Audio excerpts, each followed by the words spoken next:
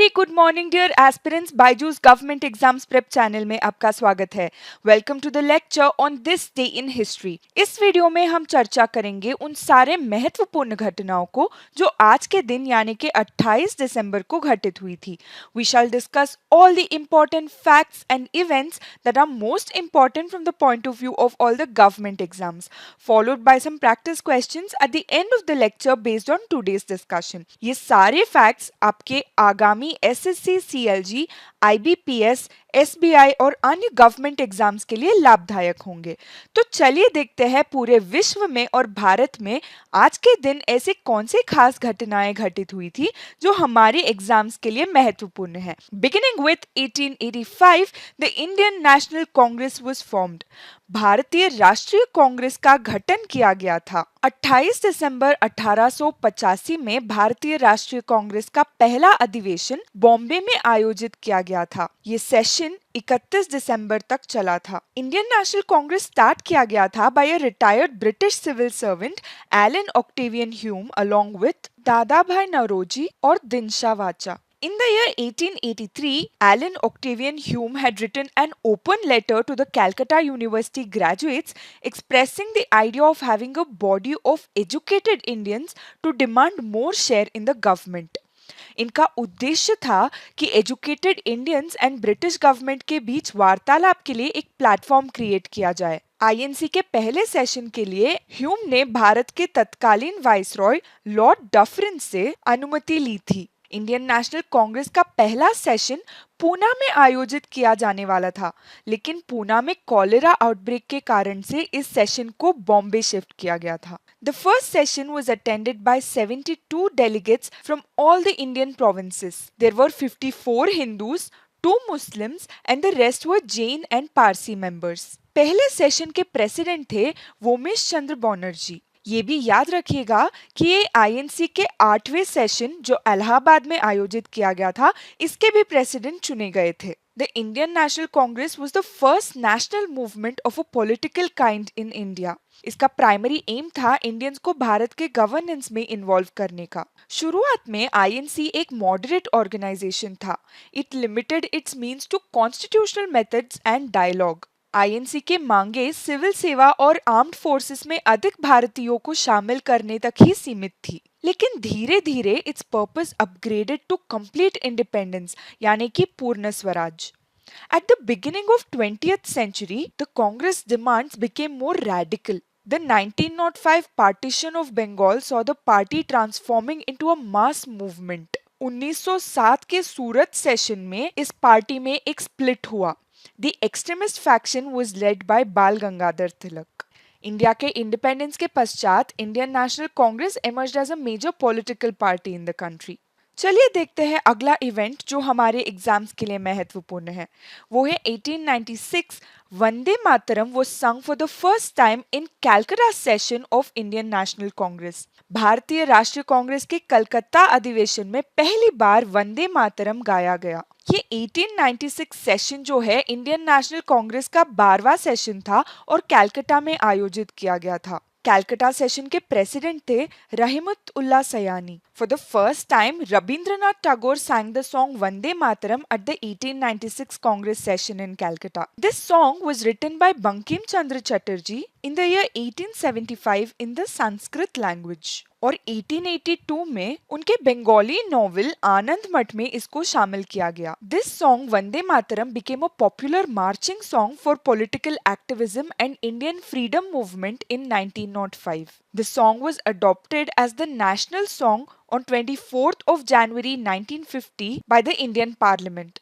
However, ये please note कीजिएगा कि the constitution of India does not have any mention of the national song. इस topic से इन्हीं सारे फैक्ट्स को आपको याद रखना पड़ेगा। आगे बढ़ते हैं अगले इवेंट की ओर जो है 1932 birth of Dhirubhai Ambani a prominent industrialist. Dhirubhai Ambani प्रमुख उद्योगपति का जन्म हुआ था आज ही के दिन यानी कि 28 दिसंबर 1932 में। Dhirajlal Hirchand Ambani, popularly known as Dhirubhai Ambani, is an Indian business tycoon who founded Reliance Industries. इनका जन्म हुआ था 28 दिसंबर को गुजरात के जूनागढ़ डिस्ट्रिक्ट के चोरवाड में।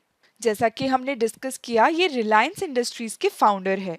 The first office of Reliance Commercial Corporation was set up at the Narsinatha Street in Masjid Bandar in Mumbai. In the year 1966, Ambani formed Reliance Commercial Corporation, which later became Reliance Industries on 8th of May 1973. 6 जुलाई 2002 में इनका निधन हो गया। जब इनका निधन हुआ तब रिलायंस इंडस्ट्री का वैल्यू था $25.6 बिलियन। 2016 में भारत सरकार ने इनको पद्म विभूषण से सम्मानित किया for his contributions to industry and trade. इनके दो बेटे मुकेश अंबानी और अनिल अंबानी भी भारत के प्रमुख उद्योगपति माने जाते हैं। हमारा अगला टॉपिक है 1937 birth of Ratan Tata, prominent industrialist. Ratan Naval Tata एक भारतीय इंडस्ट्रियलिस्ट और फिलांथ्रोपिस्ट है जो टाटा सन्स के पूर्व चेयरमैन रह चुके हैं। इनका जन्म हुआ था 28 दिसंबर 1937 में in Bombay. He is the great grandson of Jamsetji Tata, who was the founder of Tata group. Ratan Tata joined his company in the year 1961. He got Tata Tea to acquire Tetley and Tata Motors to acquire Jaguar Land Rover and Tata Steel to acquire Chorus in an attempt to turn Tata from a largely India-centrist group to a global business. He is the recipient of two of the highest civilian awards in India, the Padma Vibhushan as well as Padma Bhushan. इनको 2008 में पद्म विभूषण से सम्मानित किया गया था और 2000 में पद्म भूषण से सम्मानित किया गया था। रतन टाटा शिक्षा, चिकित्सा और ग्रामीण विकास के समर्थक है और इंडिया में एक प्रमुख परोपकारी माने जाते हैं। Coming to the next event for today, वो है 1940। Indian lawyer and politician A K. Antony was born. भारतीय वकील और राजनेता ए.के. एंटनी का जन्म हुआ था। A.K. Antony was the 23rd Defense Minister of India.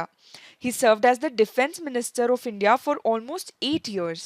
He was born in Chertala in Travancore on 28th of December 1940. A.K. Antony 3 बार केरला के सीएम बन चुके हैं और एक बार केरला लेजिस्लेटिव असेंबली के लीडर ऑफ ऑपोजिशन रह चुके हैं। ये करंटली राज्यसभा में एमपी है from Kerala for the 5th term since 1985। हमारे एग्जाम्स के लिए अगला महत्वपूर्ण घटना है 1952। Indian lawyer and politician Arun Jaitley was born. Arun Jaitley का जन्म हुआ था on 28th of December 1952 in Delhi. Arun Jaitley 2014 से 2019 तक minister of finance and corporate affairs थे।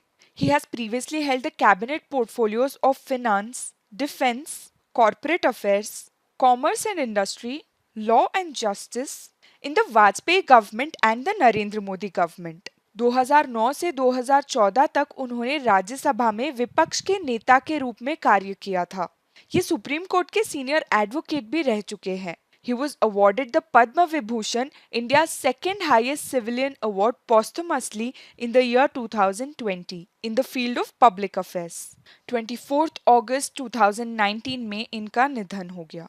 चलिए देखते हैं ऐसे क्वेश्चंस जो आज डिस्कस किए हुए टॉपिक से आपके एग्जाम्स में पूछे जा सकते हैं। Also note that all these questions are based on today's discussion only.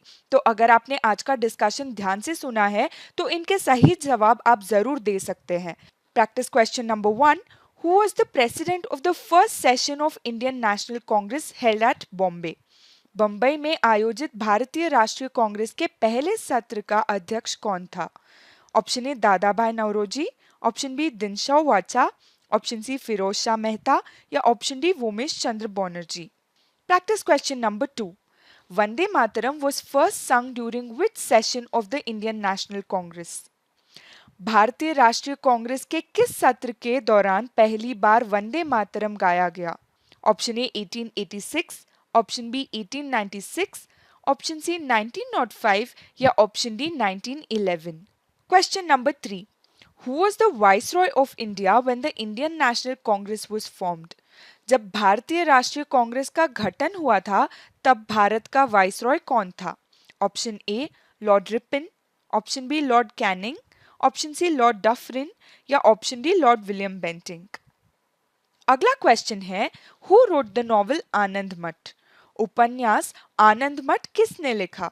Option A Bankim Chandra Chatterjee, option B Rabindranath Tagore, option C Jadunath Bhattacharya या option D Shri Aurobindo. Question number 5. Which of the following company was not acquired by Tata Group? निम्नलिखित में से किस company का टाटा समूह द्वारा अधिग्रहण नहीं किया गया था? Option A Corus, option B Tetley, option C Haptik या option D Jaguar Land Rover. Question number 6. Arun Jaitley has held which of the following cabinet portfolios in the government of India? Arun Jaitley Bharat सरकार के निम्नलिखित cabinet विभागों में से किन विभागों के मंत्री रह चुके हैं? 1. Finance, 2. Defence, 3. Corporate affairs, 4. Law and justice यानी कानून और न्याय. आपको इनमें से करेक्ट ऑप्शन चूज करना होगा. Question number 7. At which session did the Indian National Congress split into two groups? किस सत्र में भारतीय राष्ट्रीय कांग्रेस दो समूहों में बंट गए? Option A Calcutta, option B Surat, option C Lahore या option D Bombay. With this question, we've come to the end of today's discussion. मैं उम्मीद करती हूँ कि आपने सारे क्वेश्चंस के सही जवाब मार्क किए हैं. अगर आपको आज का डिस्कशन आपके गवर्नमेंट एग्जाम्स के लिए लाभदायक लगा हो तो इस वीडियो को ज़रूर लाइक करिए और अपने फेलो एस्पिरेंट्स के साथ भी शेयर कीजिए. कल फिर से मुलाकात होगी for more important facts for your government exam preparations. Thank you for watching.